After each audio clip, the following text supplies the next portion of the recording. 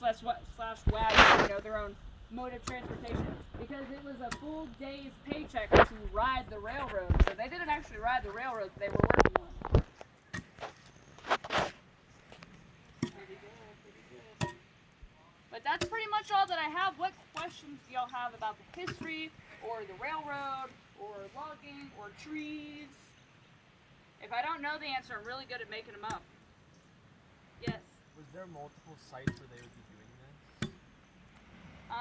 The Pueblano Branch, they would work here and then walk to their work sites. To my knowledge, I do not know of other branches, but the Continental Lumber Company was pretty big, so they should have had other ones, and they would have been working in between here and where Poniel is now today. So I don't exactly know the answer, but that's the information that I do know. How many people were working for them at the time? Like, obviously, there was more than one cell, more than, you know, 4 people doing it. Yeah, and there was all different sorts of jobs too. Like I said, there was high climbers, there was sawyers and loggers and haulers, and not here, but in other parts of the country, they would ship them down the river, and then those people were called river hogs or river rats, depending on what part of the country you're from. They would ride the logs down. So it was quite the operation. How many people worked here specifically for the Continental Tile and Lumber Company? I don't know. I'm sure that it is written down somewhere.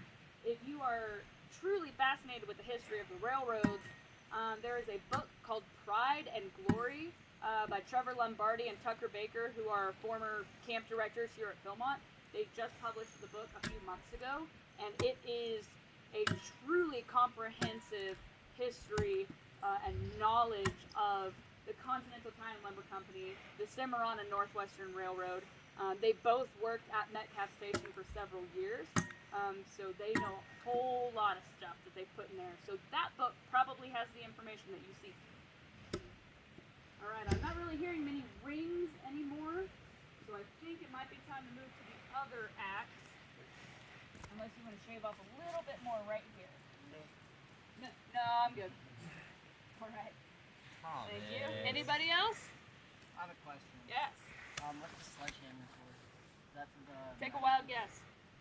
Is that for the metal things? The metal things that are called? Dogs. Log dogs, correct. Yeah, so we need to be able to take the staples in and out of the log. And we have a pretty flat side here. So, I mean, if y'all want, we can go ahead and rotate this log. Do you want to do that? All right, you're nodding your head vehemently. You're nodding your head vehemently. Come on up. And both of you may enter. And I'll let one person sledge one side, the other person will sledge the other side. And I will coach you through it. Alex, go ahead and grab that. There you go. We'll take this one out first. So just nice and easy. This is the only time you're allowed to hit the dog. What am I doing? You're just going to pop this out. I'm just doing up. Yep. Yeah, they're not in there too deep. They're just there enough to hold the log in place. There you go. You got one side.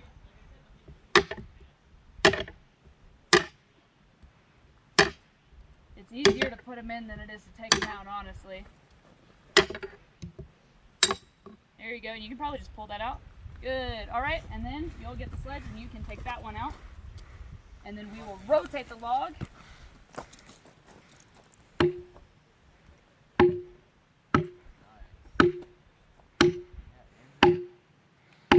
Yeah, it's a little bit harder, isn't it? You might want to get underneath it more. Mm-hmm. You may also try just getting the sledge in there and then just kind of pulling up. That might work. Well, you'll still have to hammer it a little bit. Or keep doing that. That works too. There you go. Pull it straight out. No? Yeah! Alright. So now I want y'all to rotate this log where this side is facing down. And then you'll see the divots in this log which are holding that one in place. Alright, pause. Clear this divot out a bit.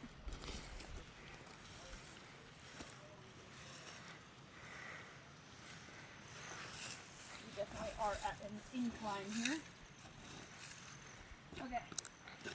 go ahead and pick it up and then put it into this divot to hold it into place. Into. Yeah, we're gonna move the log first and then you can hammer it in.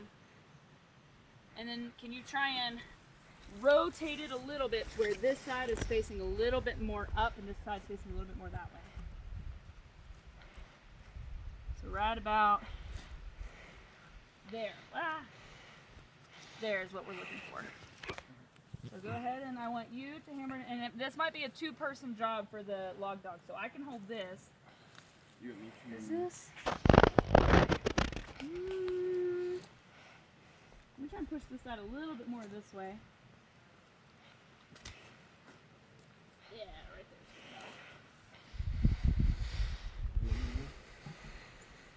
You think you can do that, or do you need someone to hold it for you? That'll be good.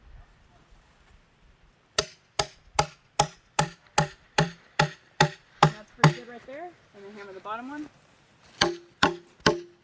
And that's good. Yeah, it doesn't take a whole lot of work. It's really just there to keep it from rolling around. It's not holding it in place. Again?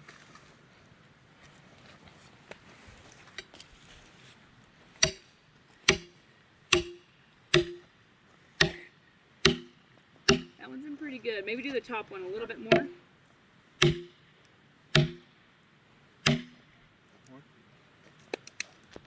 Looks pretty good. All right.